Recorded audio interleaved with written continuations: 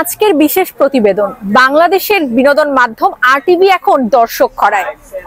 কি দর্শক খরায় পড়তে যাচ্ছে এই আরটিভি নামক বিনোদন চ্যানেলটি, যারা কিনা কোনো সত্য তথ্য তুলে ধরতে পারে না, শুধুমাত্র একজনকে কেন্দ্র করে শুধুমাত্র হিংসা পরায়ণ হয়ে হিংসুটেপনা দেখাতেই তারা শুধু পারে আর কি।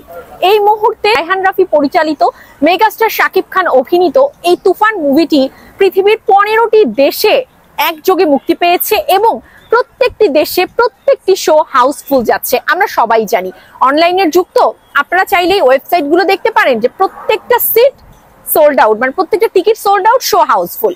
আমি যদি আমার আমেরিকার কথা ধরি, যুক্তরাষ্ট্র আমেরিকার নিউ ইয়র্ক শহরে আপনারা নিজেরাই জানেন যে প্রত্যেকটা শো হাউসফুল। লন্ডন ধরুন, অস্ট্রেলিয়া ধরুন, ইনফ্যাক্ট আপনারা যদি সুইডেনে যান সেখানেও দেখতে পারবেন প্রত্যেকটা শো হাউসফুল। কিন্তু তারা এই সব কিছু বাদ দিয়ে, এই সব কিছু নিউজকে জাস্ট উড়িয়ে দিয়ে একটা নির্দিষ্ট নিউজকে কেন্দ্র করে তারা কি টাইটেল দিয়েছে, একজন দর্শক নিয়ে শাকিব খানের তুফান সিনেমা চলছে, মানে দর্শক খরা। কি হাস্যকর, মানে আপনারা নিজেদেরকে কতটা হাস্যকর ভাবে প্রেজেন্ট করছেন একটা নিউজ চ্যানেল হয়ে, আমি তো অবাক হয়ে যাচ্ছি। আপনারা নিজেদেরকে দাবি করেন যে আপনারা প্রথম সারির গণমাধ্যম, প্লিজ আর দাবি করবেন না।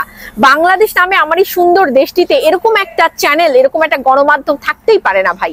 শুধুমাত্র একটা মানুষের প্রতি হিংসা পরায়ণ হয়ে আপনারা এরকম নিউজ করতে পারেন দেশের চলচ্চিত্র জগৎকে নিয়ে। শাকিব খান মানে হচ্ছে দেশের ইন্ডাস্ট্রি, যে মানুষটা, একমাত্র যে মানুষটা পুরো ওয়ার্ল্ড ওয়াইড বাংলাদেশকে চেনাচ্ছে। আমরা আমাদের দেশকে কি দিয়ে পরিচিত করি? এখনো পর্যন্ত ইন্ডিয়ার পাশের দেশ, পাকিস্তানের পাশের দেশ হিসেবে বাংলাদেশ পরিচিত হয়, যেটা কিনা আমাদের দেশের জন্য আমি যখন একজন নাগরিক হিসেবে লজ্জাবোধ করি, আপনাদের লজ্জা হয় না? যেখানে একজন মানুষ, যিনি বাংলাদেশের ব্র্যান্ড অ্যাম্বাসেডর, যিনি বাংলাদেশের চলচ্চিত্র বলুন, শিল্প ইন্ডাস্ট্রি বলুন, সেটার ব্র্যান্ড অ্যাম্বাসেডর, সেই মানুষটার একটা মুভি বাংলাদেশকে পরিচয় করিয়ে দিচ্ছে, এই মানুষটাকে নিয়ে আপনারা নেগেটিভিটি করে যাচ্ছেন। লজ্জা তো বিন্দু পরিমাণ আপনাদের হয় না।